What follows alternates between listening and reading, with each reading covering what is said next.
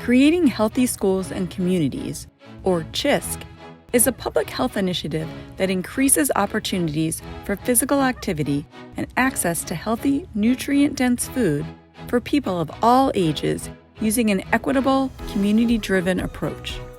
The New York State Department of Health, or DOH, funds local organizations and county health departments to work in approximately 227 communities statewide, potentially impacting over 4 million people. CHSC-funded organizations work in 5 DOH-defined regions and implement 4 strategies that together are creating healthier schools and communities across New York. Strategy 1. Increase the availability of healthy, nutrient-dense foods in worksites and community settings by implementing food service guidelines. Many CHSC-funded organizations are working to provide healthier, more nutrient-dense options at food pantries. Coordinators at the Genesee Valley Board of Cooperative Educational Services procured healthier options for residents. Erie One BOCES, with subcontractor Cornell Cooperative Extension of Erie County, incorporated technology at a food pantry to give clients direct access to recipes. Beans. I've got a lot of dried beans you keep giving me. What am I going to do with them? Okay? And they'll be able to find it and print it right from here. It really gives the people who the food pantry serves a wonderful sense of dignity that now they can communicate in a much more dignified, respectful way. The Onondaga County Health Department used highly organized shelving and helpful signage to make it easier for residents to identify healthier choices in their own language. And training food pantry leaders on how to conduct healthy cooking demonstrations has helped to engage pantry clients supported by the Institute for Family Health in the Bronx. Strategy 2. Increase safe and accessible physical activity by connecting activity-friendly routes to everyday destinations. Erie One BOCES, with subcontractor Go Bike, is focusing on creating safer roads and routes. We'll work with local municipalities to identify intersections or roads that are particularly dangerous. We work with those towns to redesign those intersections to make walking and biking through them safer for both adults and children, which is making a big impact on the community. I can actually cross the street and not be afraid that I'm going to get run over. They bring a calmness and a stability and a predictability to how everyone is expected to move in and around here. By making the streets safer for kids to walk and bike to school, we're not only giving them an opportunity to be physically active in the morning, increasing their overall health, but we're also setting them up to be ready to learn when they get to school.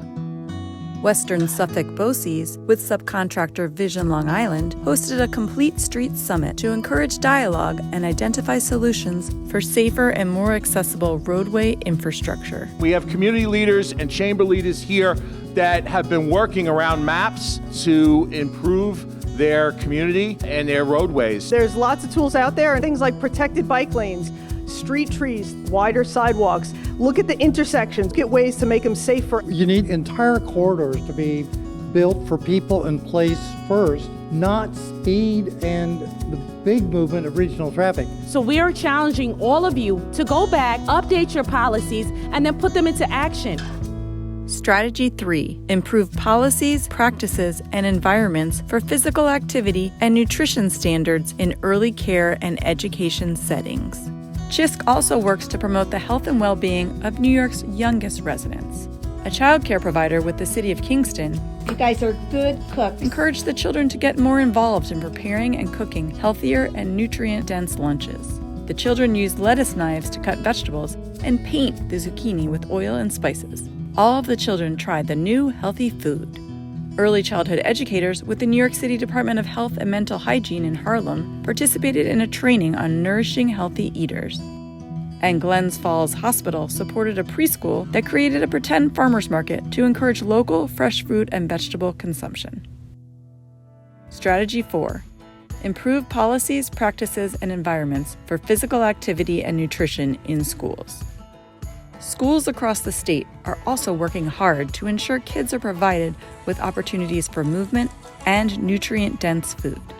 Clinton County Health Department supported the Sable Valley Central School in creating a grow room to teach students skills in botany and horticulture. We started this in November, and in November we were learning about photosynthesis. So that's how it started. It's super fun that we get to all be part of it together. There was nothing here. It was just these pots, and now there's like huge growth. So much, yeah.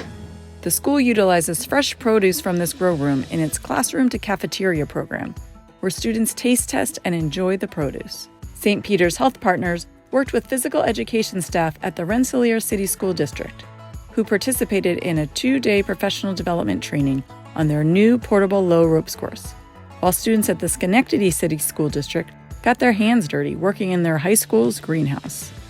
The Rockland County Department of Health purchased drums for children at Stony Point Elementary School to use in their physical education classes to increase movement and fun. To also promote movement, Glens Falls Hospital supported schools in creating a sensory pathway and developing an archery program, while the Onondaga County Health Department created hallway signs. And the St. Lawrence County Health Initiative provided a blender bike at Clifton Fine Central School that teachers are using to demonstrate consonant blends while keeping students active and healthy. To learn more and support this work, visit health.ny.gov/prevention/obesity/prevention_activities/CHSC.